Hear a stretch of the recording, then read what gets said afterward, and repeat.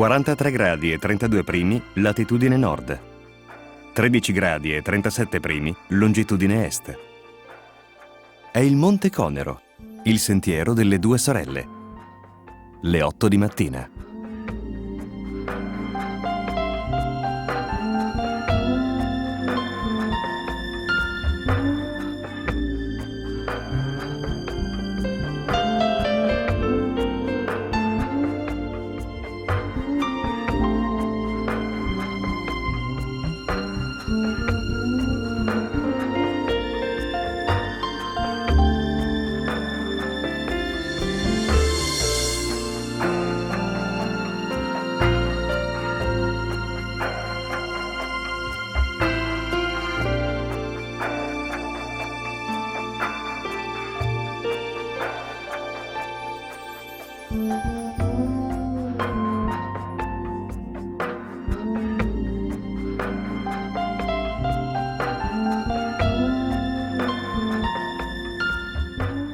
Questa parete di pietra quasi verticale non nasconde più segreti per il suo scalatore più affezionato.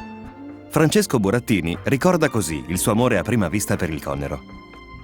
Avevo 11 anni e mio nonno, che appunto lavorava lì in quella zona, un giorno di festa mi ha accompagnato sul sentiero delle due sorelle.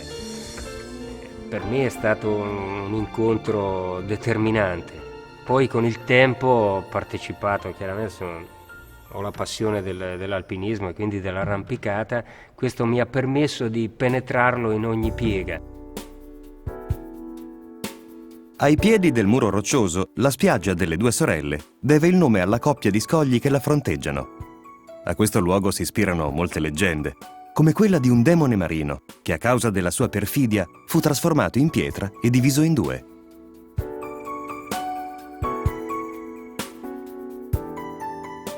Nel territorio del Parco regionale del Monte Conero, il sentiero delle due sorelle offre un'occasione unica per gli amanti della montagna. La particolarità grande è che è sul mare, quindi questo ambiente unisce in una continuità geomorfologica impressionante ambienti molto diversi tra loro. Una natura intatta circonda i paesi che si affacciano sul mare, come Sirolo, che a più di 300 metri d'altitudine mette in mostra la chiesa settecentesca di San Nicolò. Lungo l'Adriatico, da Trieste fino al Gargano, in Puglia, il Conero è l'unico promontorio a interrompere l'andamento pianeggiante della costa. I naviganti del passato lo consideravano un punto di riferimento e le popolazioni antiche privilegiarono questa zona per i loro insediamenti.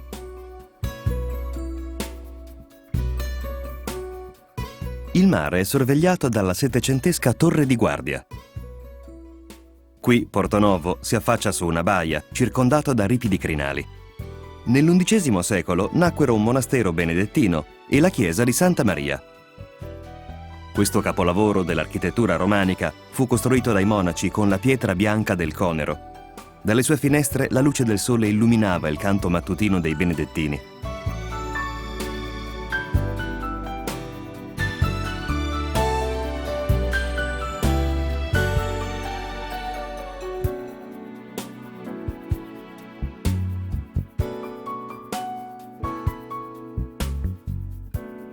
La struttura della chiesa è un esempio unico in Italia, nato dall'incontro tra schemi architettonici occidentali e orientali.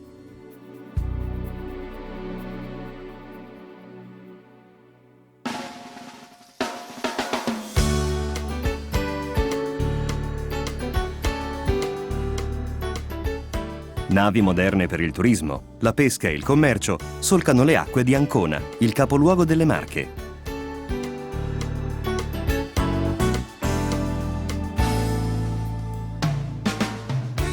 La città più popolosa della regione si allunga sulla costa per 50 km, protetta dagli speroni rocciosi che formano un porto naturale riparato. Nel Settecento il porto fu ridisegnato dall'architetto Luigi Vanvitelli e oggi le sue architetture si affiancano alle aree dedicate ai cantieri. Negli anconetani è ben presente il ricordo della potenza commerciale della loro città, che seppe resistere all'assedio della flotta veneziana.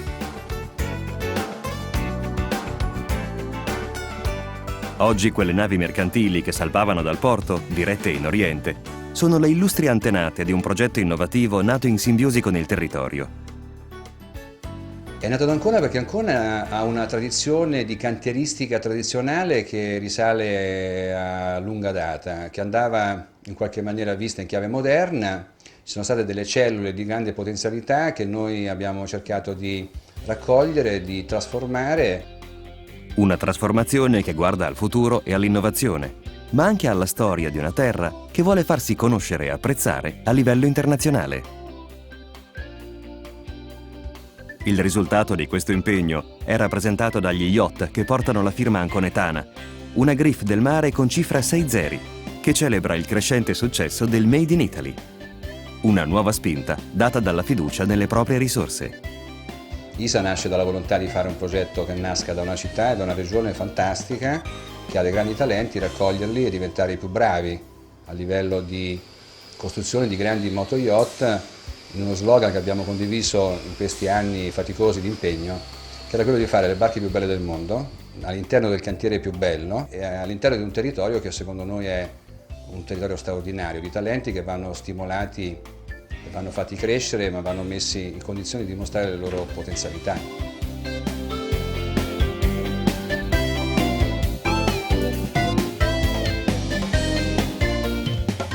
Amiamo questo territorio così tanto da pensare di essere capaci di stimolarlo per poterlo in qualche maniera rappresentare in tutte le sue reali potenzialità, che forse non sono conosciute come dovrebbero. Ma Ancona non è soltanto una bandiera dell'industria italiana. Le piazze e le strade racchiudono le testimonianze del suo spessore storico e culturale. Testimonianze nascoste anche in un percorso di grotte e acque sotterranee che da grandi cisterne sgorgano nella fontana cinquecentesca delle 13 Cannelle.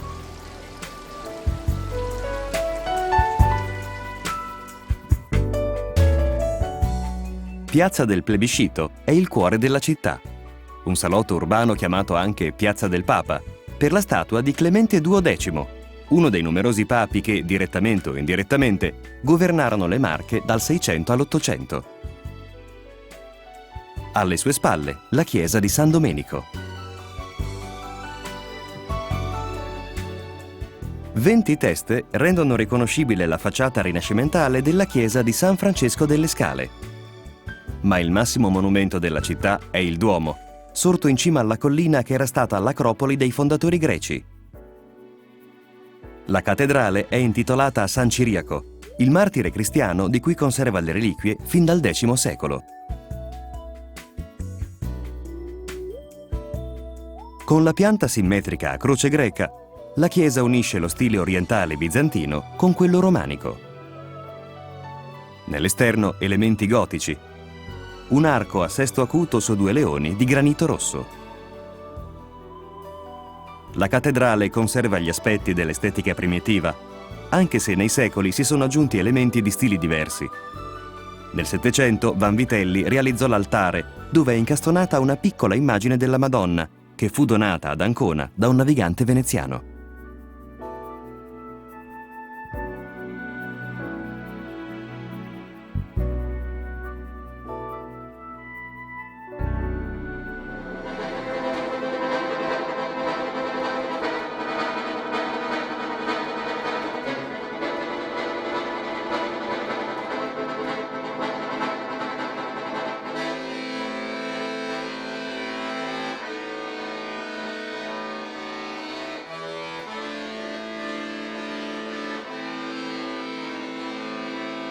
Alle spalle del promontorio del Conero, verso sud, risuonano le note di Castelfidardo, patria indiscussa delle fisarmoniche. Non ho fatto il capello. No.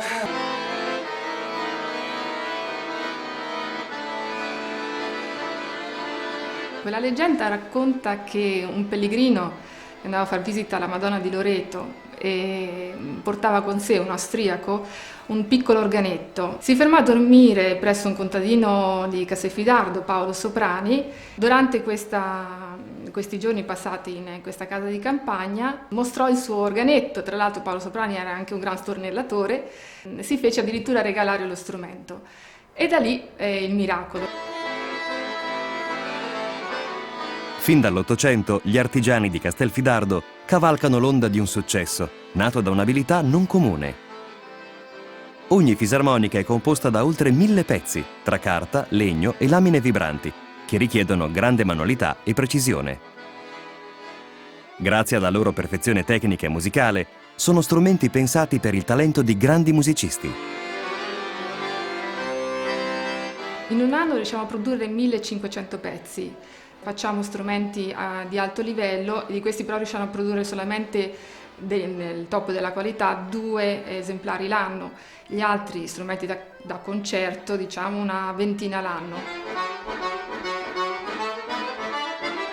La nostra più grande soddisfazione è vedere il nostro strumento sul palcoscenico suonato da un grande artista, quindi tutti gli sforzi e il lavoro e la ricerca fatta sullo strumento si risolve tutto quando il cliente viene qua, prende lo strumento, suona e vede già che gli occhi sono illuminati.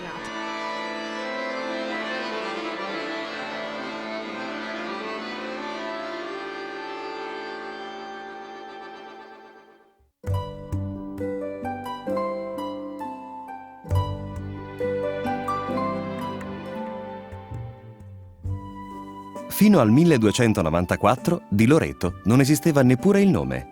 Il colle, a breve distanza dal mare, era disabitato e ospitava soltanto un bosco di lauri.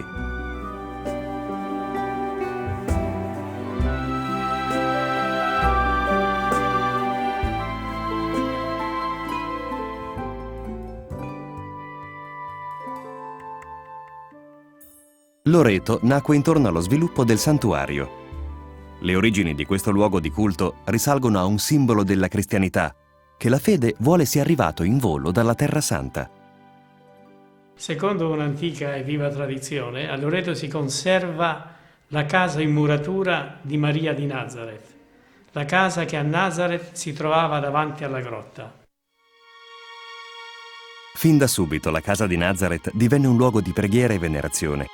In 300 anni la semplicità e l'inviolabilità della Santa Casa furono avvolte, come a proteggerla, da architetture di artisti di grande talento. A terra si vedono i solchi lasciati dai pellegrini che da più di 700 anni si inginocchiano in preghiera. L'arte diventa strumento della fede per le migliaia di credenti che arrivano da tutto il mondo. È quindi un santuario che ci richiama alle origini della nostra fede e per questo è stato definito un po' come un santuario biblico, un pezzo di Terra Santa trasferito in Occidente, collocato su questo colle. Al valore religioso del santuario si affianca quello artistico. Furono i pellegrini stessi, con le loro offerte, a contribuire alla sua realizzazione. Gli affreschi che decorano alcune cappelle delle absidi hanno l'aspetto liberty e neorinascimentale, dato loro da un restauro di inizio Novecento che fu finanziato da cattolici polacchi, tedeschi e americani.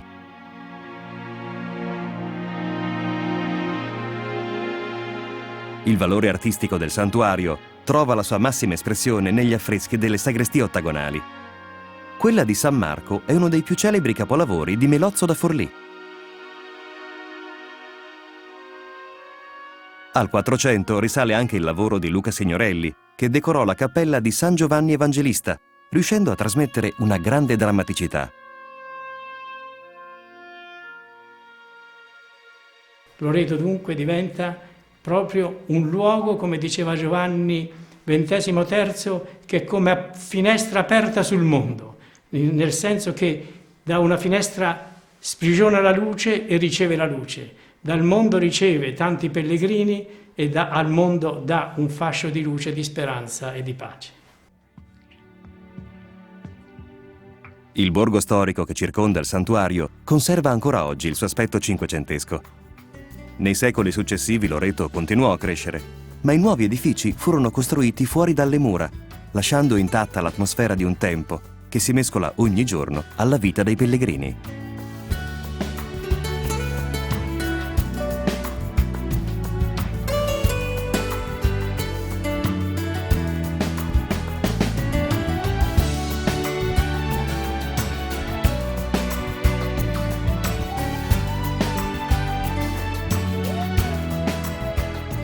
Tra le valli del Musone e dell'Aspio, a nord di Loreto, Osimo è circondata da colline verdeggianti che contrastano con il rosso dei suoi mattoni.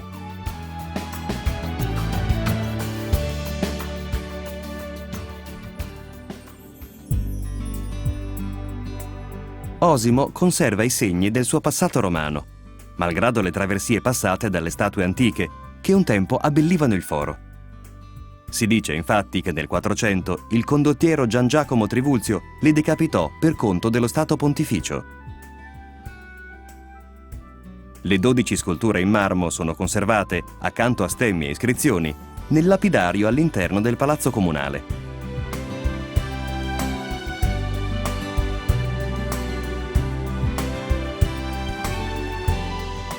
Da allora gli abitanti non si sono più liberati da un appellativo scomodo, quello di senza testa. Osimo è una cittadina da scoprire a piedi, senza fretta, passeggiando per le strade del centro storico racchiuso tra le mura medievali.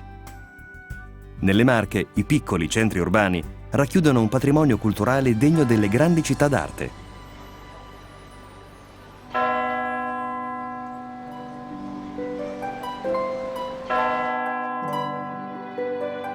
Il Duomo di Osimo nacque nel punto più alto della cittadina, che in antichità ospitava un tempio pagano. È dedicato al primo vescovo, San Leopardo. Secondo la tradizione, Leopardo avrebbe fondato qui la prima chiesa nel V secolo, ma la costruzione dell'edificio attuale iniziò soltanto nel 1100. Sotto al presbiterio si trova l'ambiente più suggestivo della chiesa. Immersa in un'atmosfera sacrale, la cripta accoglie sarcofagi di santi decorati a bassorilievi, tra cui quello del santo vescovo fondatore.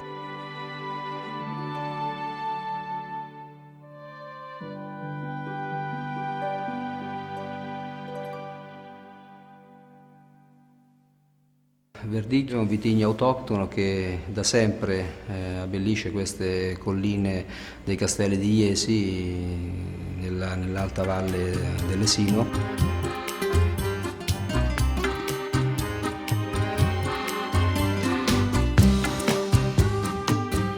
Del Verdicchio si ha testimonianza fin dall'antichità. Si narra infatti che il re dei Visigoti, Alarico, avesse fatto scorta di Verdicchio sulla strada per Roma, per migliorare la salute e il vigore dei suoi soldati. Da allora a oggi la strada del Verdicchio è punteggiata di riconoscimenti di qualità e alti livelli di esportazione.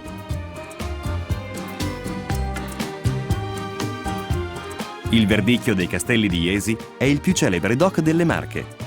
Negli ultimi anni sta vivendo un nuovo successo, grazie a un progetto che unisce tradizione e innovazione. Il Consorzio di tutela del Verdicchio, insieme all'Università di Milano, ha promosso una ricerca clonale per recuperare quelli che sono i cloni, che erano i cloni e caratterizzavano un po' la viticoltura di queste nostre colline, che altrimenti sarebbero andati perduti. Il successo del Verdicchio sta nelle potenzialità del vitigno e dei terreni marchigiani, ma la qualità ha dovuto farsi incontro ai rinnovati gusti del pubblico.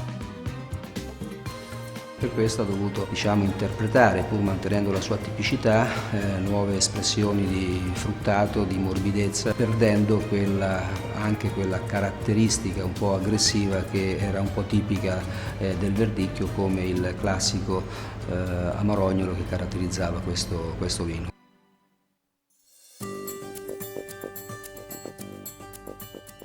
Era il 1798 quando si aprì per la prima volta il sipario del Teatro della Concordia di Jesi. Quella sera il teatro si riempì con la voce del soprano Anna Guidarini, la madre di Gioacchino Rossini. Ma erano tempi difficili. Da un anno erano arrivati i francesi di Napoleone e i palchi della nobiltà rimasero vuoti per il timore delle proteste dei rivoluzionari. Oggi il teatro è intitolato a un illustre compositore jesino, Giambattista Pergolesi.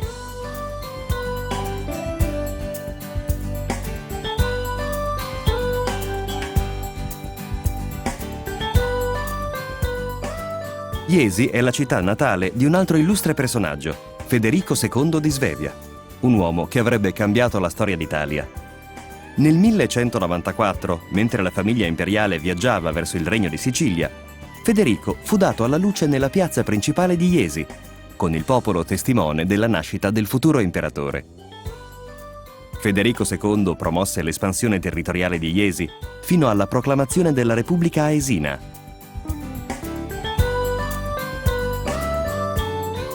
Le strade e i palazzi rimandano al prestigio politico e culturale raggiunto nel 400. Nella piazza, oltre 800 anni di storia, tante epoche mescolate col presente, come il Duomo duecentesco, la Porta del Giubileo è del 2000.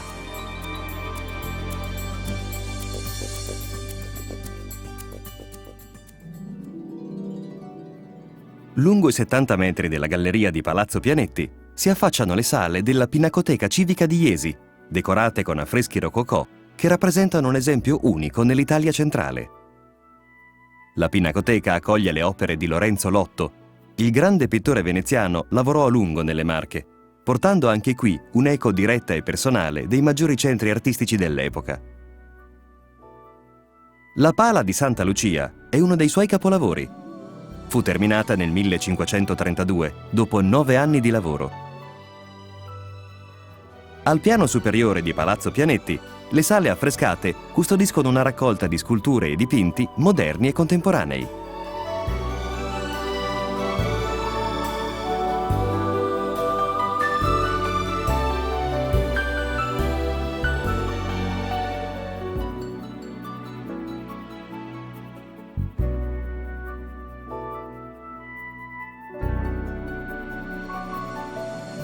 Da Jesi il viaggio prosegue verso ovest, risalendo il corso del Lesino e i suoi affluenti.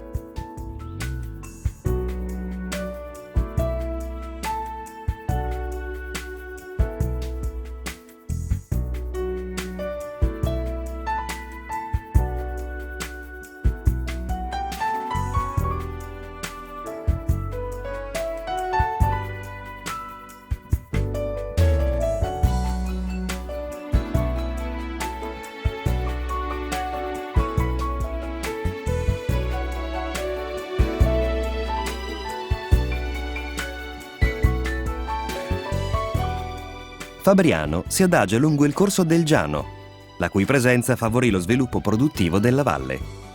Chiese e monasteri sorsero insieme ai palazzi governativi che si affacciano sulla piazza principale, ma la sua celebrità è dovuta a una produzione artigianale, così come la raccontano nell'ex convento di San Domenico. Qui è il primo posto in cui la lavorazione della carta viene modificata. In pratica la carta di manifattura europea si può dire che nasce a Fabriano soprattutto tramite 3 innovazioni tecniche molto importanti. Una prima macchina automatica di tutta la storia della carta per la spappolatura delle materie prime.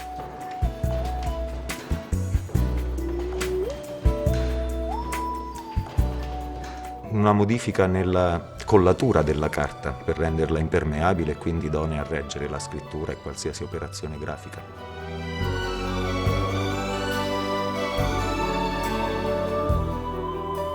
Poi l'invenzione più famosa dal punto di vista tecnico fatta qui in assoluto è la filigrana, cioè immagini che appaiono in trasparenza nel foglio di carta se esposto contro una luce.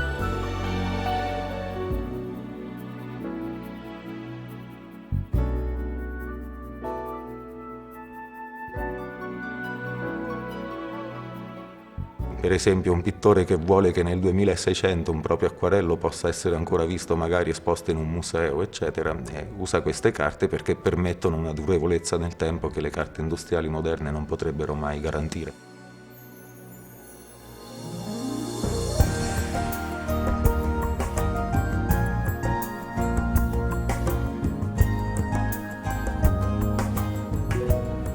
A nord-est di Fabriano si estende un paesaggio frutto dello scorrere millenario del torrente Sentino.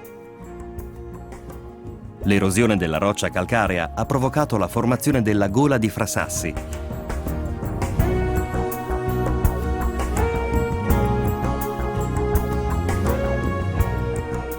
Sulla radura, all'imbocco della Gola di Frasassi, la chiesa di San Vittore alle Chiuse fu uno dei principali insediamenti benedettini del Medioevo. La struttura è concepita per evocare la verticalità, accentuata da archi a tutto sesto e da absidi e colonne insolitamente alte. San Vittore è il punto di partenza perché si addentra nelle grotte di Frasassi.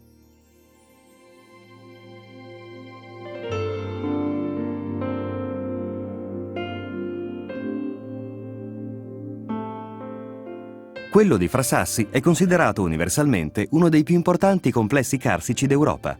Le due grotte maggiori comunicanti tra loro furono scoperte nel 1971 da un gruppo di speleologi marchigiani. Le dimensioni di questo universo sotterraneo superano i 13 km di lunghezza.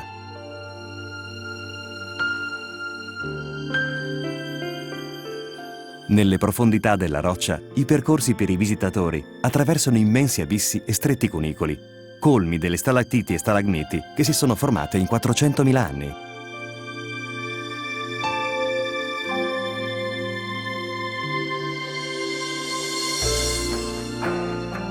Milioni di anni fa, il mare ricopriva l'entroterra marchigiano. Nel cuore del Parco regionale della Gola della Rossa e di Frassassi, le abitazioni di Genga sono state modellate nella scaglia rossa, sulle fratture di una roccia sedimentata nel mare. È il corso del Misa a indicare la via verso Senigallia, passando per borghi che dominano la valle da alture verdeggianti. La poderosa cinta muraria di Arcevia circonda il centro storico fin dal 400. Voluta dagli Sforza, resistette agli assalti dei Malatesta e di numerosi capitani di Ventura. All'inizio del 200, più di 40 castelli erano sotto la protezione e il dominio di Arcevia, come il borgo fortificato di Piticchio, che sarebbe nato nel Medioevo sui resti di un insediamento romano.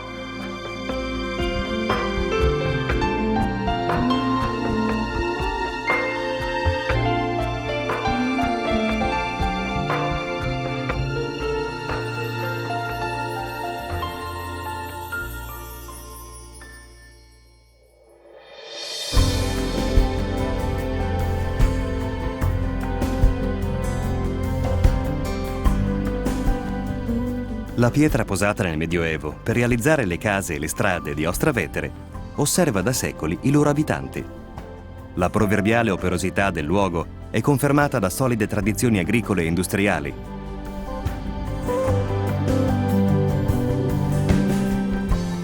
Verso il cielo si slanciano la cupola e il campanile di Santa Maria di Piazza, ispirate alle forme del gotico. L'imponente verticalità della chiesa, rispetto a un paese che conta meno di 4.000 abitanti, è il segno distintivo della rilevanza storica di Ostravetere.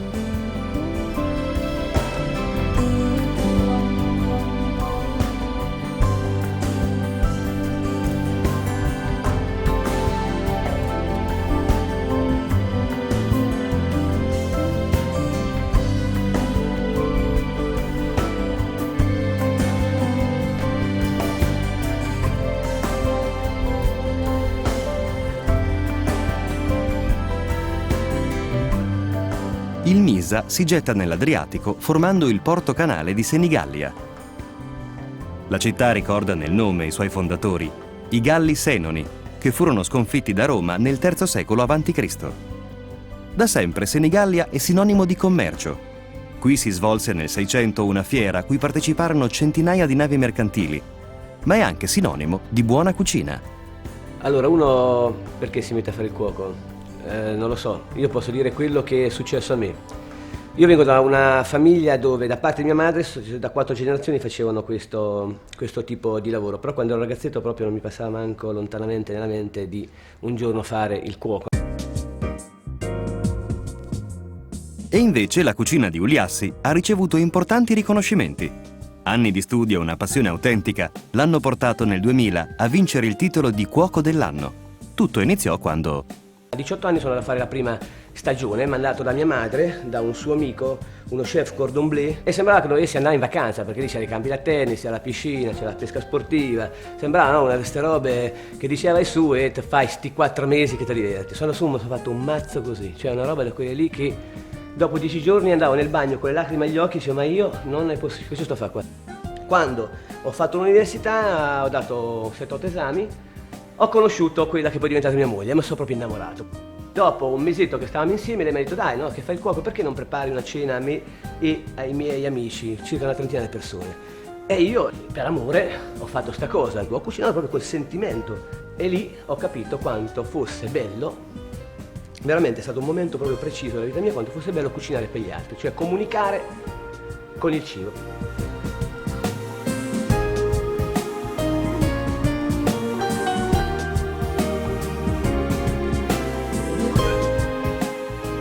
A Senigallia si associa da sempre il sapore del mare. I tavoli della pescheria sono al centro del colonnato neoclassico, nel cuore della città.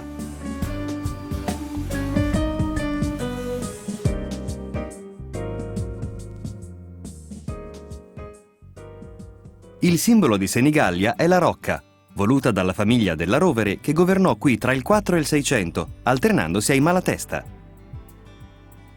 La residenza signorile è circondata da 4 torrioni circolari che sorsero sulle fondamenta di una fortificazione romana. A Fano, la luce del sole illumina l'interno dell'ex chiesa di San Francesco. Meno di 100 anni dopo il rifacimento, nel 1930, un terremoto distrusse il tetto, lasciando in vita un edificio che oggi appare senza tempo. Nel 400 la chiesa era luogo di sepoltura dei Malatesta, che governavano Fano. Dal 600 le pietre tombali e i sarcofagi sono custoditi sotto il portico della chiesa.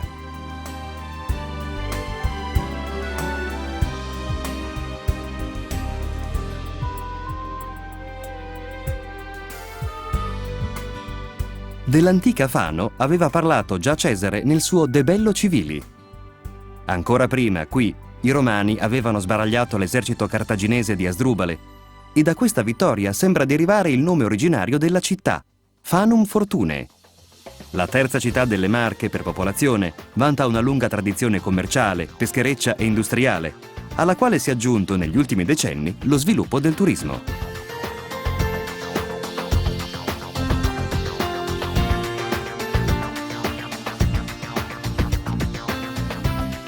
La storia culturale di Fano la eleva al rango di città d'arte, fiera d'aver ospitato la formazione giovanile di Raffaello sotto la guida del Perugino.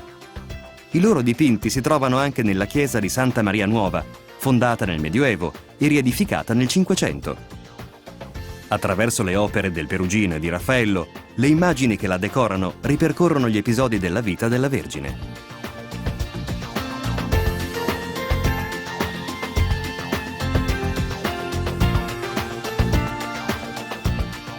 Fano si trova nella fascia meridionale della provincia di Pesaro Urbino, non lontano dalla foce del Metauro.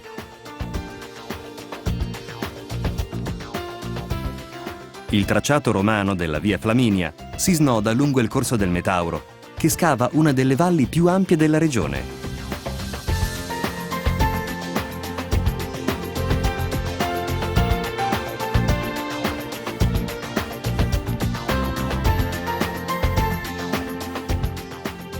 Natura e storia si intrecciano nei borghi che punteggiano le valli marchigiane. Nella valle del Misa, le scale di Corinaldo serpeggiano tra case antiche, disegnando gli scorci caratteristici del borgo d'origine medievale.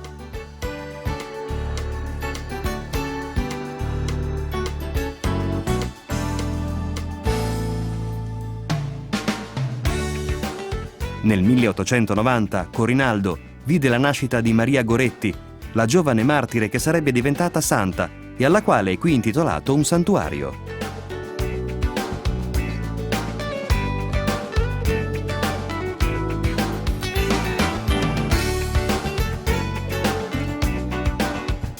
Le mura che circondano il borgo sono tra le meglio conservate delle Marche e furono ricostruite nel 300 dopo che Corinaldo fu rasa al suolo dai Malatesta.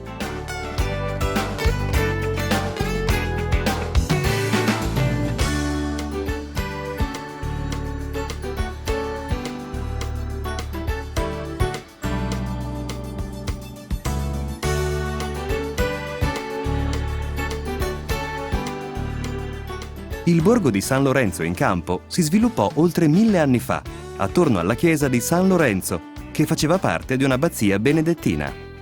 4 delle sue colonne appartenevano a un tempio romano e provengono addirittura dall'antico Egitto.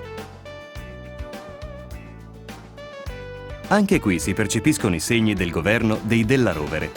All'inizio dell'Ottocento sarebbe stato ricavato il teatro da una sala da ballo del loro castello. Gli abitanti lo intitolarono al concittadino Mario Tiberini, un grande tenore dell'Ottocento.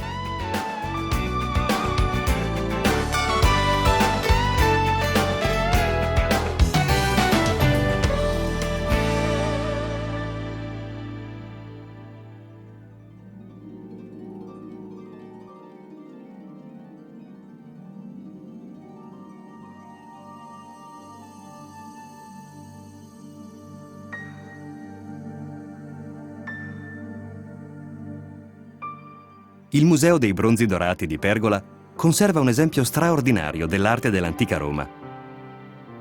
I personaggi a cavallo ritratti nelle statue in bronzo sono ricoperti da una doratura sorprendente. I bronzi sono gli unici nel loro genere a essere giunti fino a noi, dopo essere rimasti sottoterra per 2000 anni. Secondo le ipotesi degli studiosi, i bronzi di Pergola risalirebbero addirittura all'epoca di Giulio Cesare.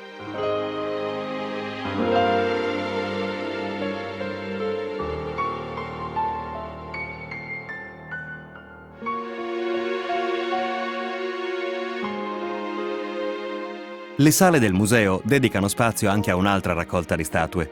Risalgono al 6 e 700 i manufatti in legno scolpito e dipinto che illustrano con realismo i santi e le vicende bibliche.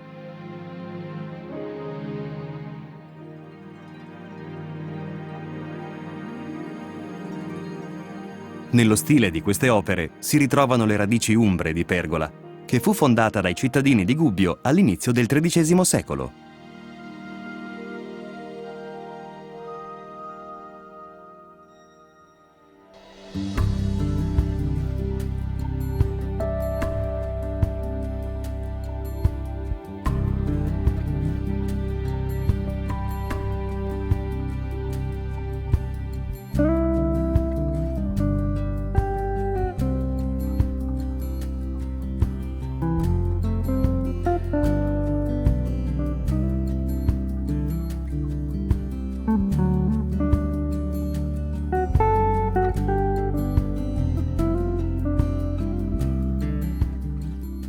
Nell'alta valle del Metauro, Urbania è immersa nel cuore dell'entroterra marchigiano, non lontano dall'Umbria e dalla Toscana.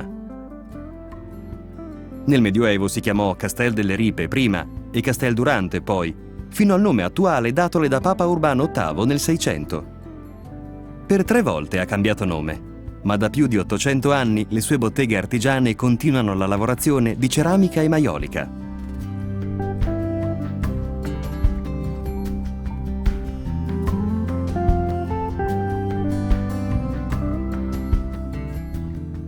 Il Museo Diocesano di Urbania accoglie una preziosa raccolta di maioliche.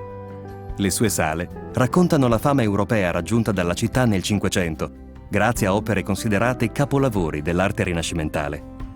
Ancora oggi i maestri ceramisti portano avanti la tradizione, ispirati dal successo dei loro predecessori. Diciamo che era un sogno da ragazzino che avevo di aprire un negozio di ceramica, di maiolica in Urbania, riportare il gusto, il sapore di un mestiere antico in questo paese. Il nostro metodo di lavoro in pratica va a ricalcare lo stile degli antichi, quindi più è fedele all'originale e più si ottiene il risultato migliore. Quindi andiamo quotidianamente alla ricerca con prove su prove di piccole modifiche per ottenere un miglioramento tecnico della nostra maiolica.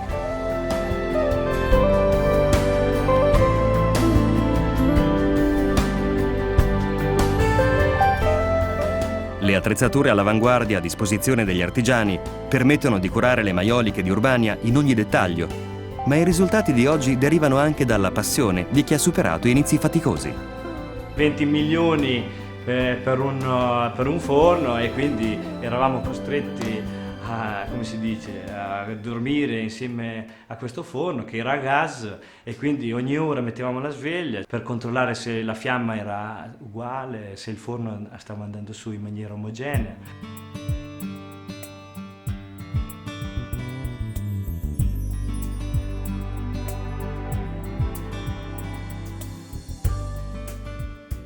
La storia di Urbania si è sempre intrecciata a quella delle maioliche, grazie alla qualità promossa soprattutto dal governo dei Montefeltro e dei Della Rovere.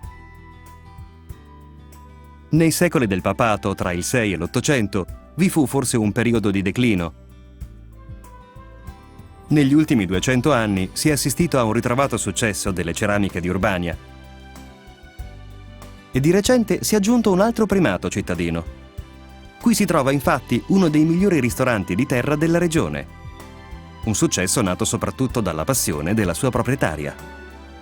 Io credo che la cucina racconta anche un po' come tu sei, anche i tuoi stati d'animo. Ti dico che se un giorno sto male io non vengo a cucinare perché quel piatto sarà cattivo. In genere però non sto mai male perché fare questa cosa è così bella. Le mie 2 nonne, una a 5 anni ha tagliato il manico a una scopa, mi ha fatto un banchetto e mi ha messo alla madia e mi ha dato la farina, per me era un gioco, è rimasto un gioco. L'altra era molto meno coccolona, però mi ha passato tutto il suo amore per le erbe. E ancora oggi il mio orto, perché io vivo in mezzo ai boschi, è fatto di pomodori, di daglie, di ciliegie, però alla ciliegia ci va su anche il fagiolo che si arrampica, l'albero delle ciliegie, è mescolato, non c'è un confine. Una piccola Betania che era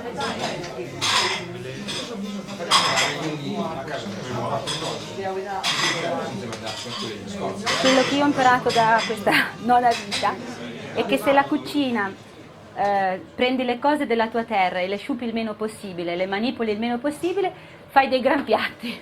Per esempio un piatto che mi fa impazzire in questo periodo è la baggiana. Sono fave e bietole che cuoci insieme e sono un tutto perché le puoi servire con i crostini di pane.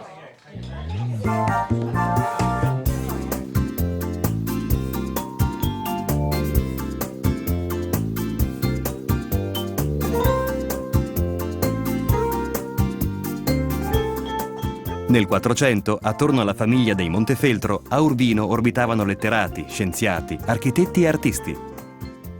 Il Rinascimento italiano trova una delle sue massime espressioni nel Palazzo Ducale, progettato con maestria dall'architetto dalmata Luciano Laurana.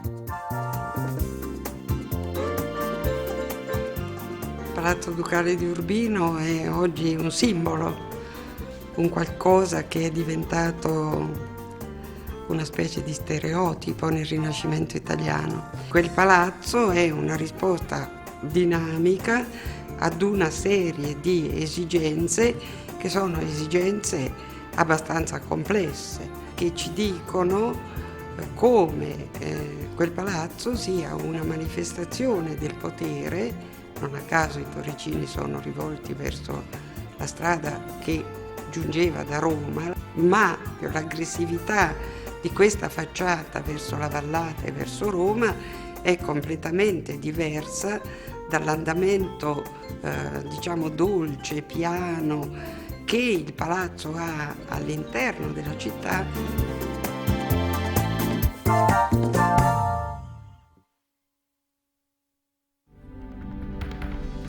Le sale di Palazzo Ducale conservano le opere di quegli artisti che alla corte dei Montefeltro trasformarono Urbino in una capitale dell'arte, in grado di competere con Venezia, Firenze e Roma.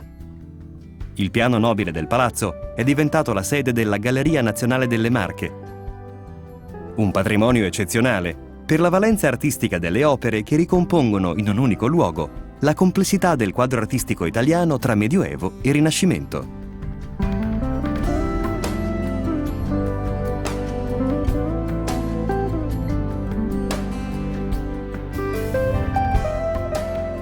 Tra le numerose rappresentazioni di scorci urbani emerge un dipinto attribuito alla scuola di Piero della Francesca. Rappresenta la città ideale, una sintesi formale delle aspirazioni estetiche del Rinascimento.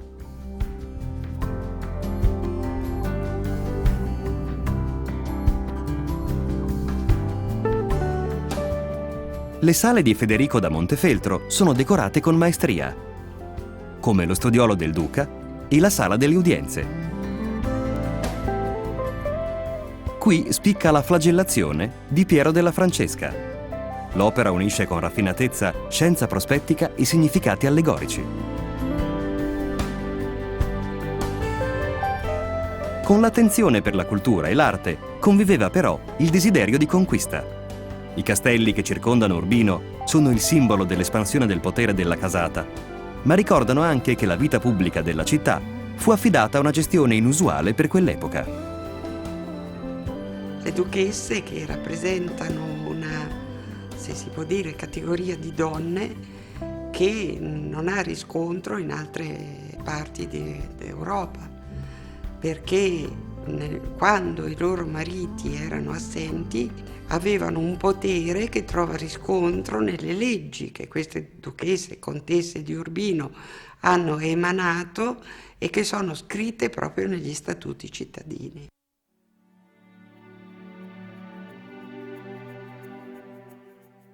Urbino continua a mantenere la sua vocazione di centro attivo della cultura.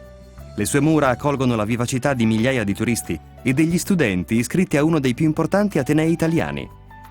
Per la sua rilevanza culturale, il centro storico è stato dichiarato dall'UNESCO Patrimonio dell'Umanità.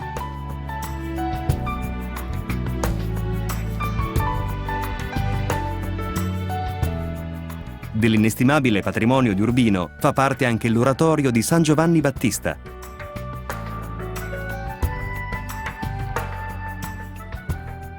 L'intera navata della chiesa, di fine 300, è decorata con affreschi che rappresentano gli episodi della vita del santo. L'opera, nel suo insieme, è considerata il miglior esempio di gotico internazionale presente in Italia.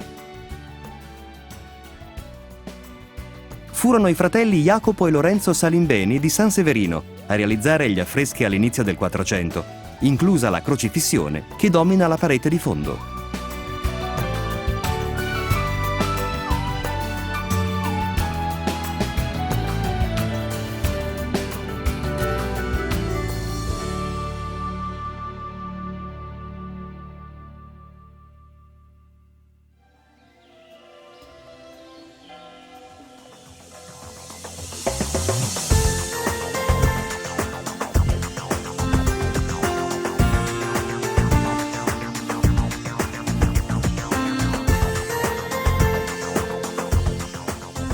Il Monte Feltro è una zona montuosa di roccia calcarea, situata all'estremità nord-occidentale delle Marche. Sui suoi speroni sono sorti castelli e borghi fortificati. Il corso del Foglia è interrotto da una diga, che crea uno specchio d'acqua dominato dall'alto da Sasso Corvaro.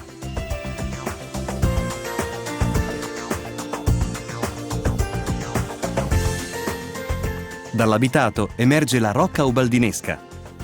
Grazie alla lontananza dai maggiori centri abitati, la fortezza conservò oltre 10.000 opere d'arte provenienti da Urbino per proteggerle dai bombardamenti della Seconda Guerra Mondiale.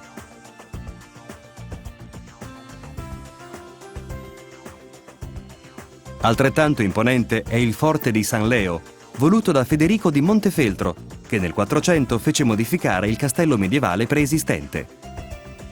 L'architetto senese Francesco di Giorgio Martini aggiunse la cinta muraria e i torrioni cilindrici, trasformando San Leo in un'elegante opera d'arte.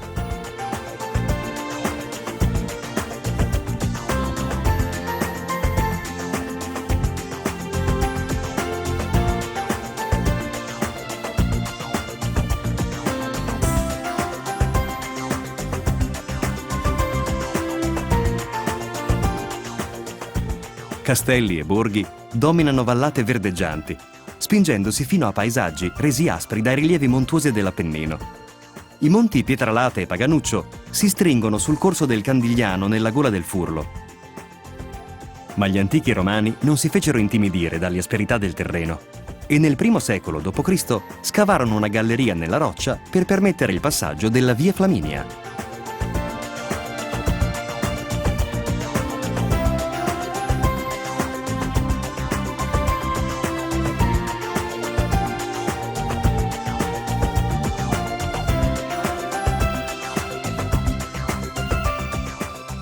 Lasciati gli Appennini, il ritorno sulla costa adriatica conduce a Pesaro, una città che negli ultimi decenni ha promosso con successo il rilancio del suo ruolo culturale ed economico. Uno degli eventi di maggior rilievo è dedicato al genio musicale di un illustre cittadino. Il festival che Pesaro è dedicato a Rossini è conseguenza di un debito contratto dalla città con questo figlio e alla città ha lasciato il suo patrimonio interamente e l'ha lasciato con uno scopo ben preciso, di far studiare musica a chi non aveva i mezzi per farlo. L'intento originario del Rossini Opera Festival è riscoprire e mantenere in vita il patrimonio musicale del compositore. Dal 1980 a oggi, un altro capitale è andato sviluppandosi.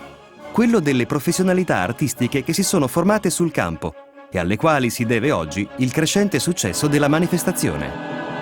Abbiamo trovato un assessore alla cultura molto intelligente e molto appassionato, Gianfranco Mariotti, che è il creatore del festival. Mariotti è partito col piede giusto, intanto perché subito ha creduto nella grandezza di Rossini e secondo perché ha capito che l'unica maniera per restituire un grande autore, per giunta difficile, era di presentarlo alla grande, voglio dire. La cultura, in questo caso per il Rossini Opera Festival e per i suoi promotori, è una cultura con la C maiuscola.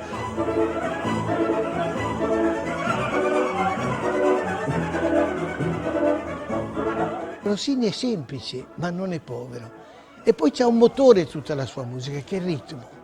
Il ritmo di Rossini è il ritmo di Rossini, non è il ritmo di Bach, non è il ritmo di Vivaldi, è un ritmo che trae le ragioni non astrattamente, come discorso componente a parte della musica, a cui questo ritmo particolarissimo imprime un movimento continuo che genera una vitalità, una tensione, vero? Una suggestione che non si ferma mai.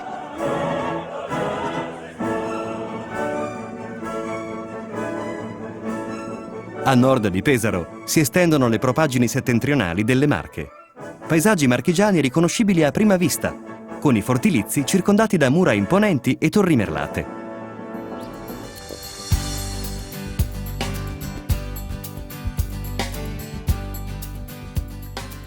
Poi una corsa finale verso il mare, verso il regno dei divertimenti estivi.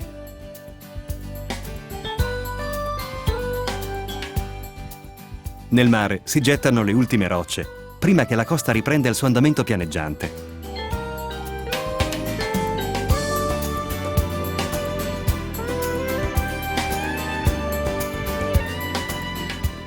La spiaggia di Gabice Mare si anima con la vivacità dei colori estivi e si riempie con le voci dei suoi ospiti.